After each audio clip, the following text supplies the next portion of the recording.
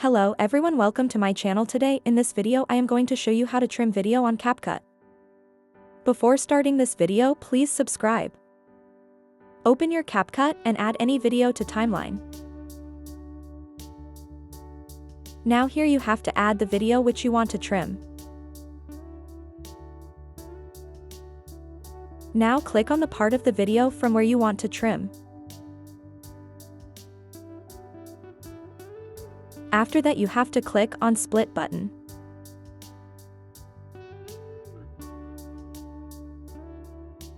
Now click on the split button here again. As far as the video you want to cut. After that click on split again.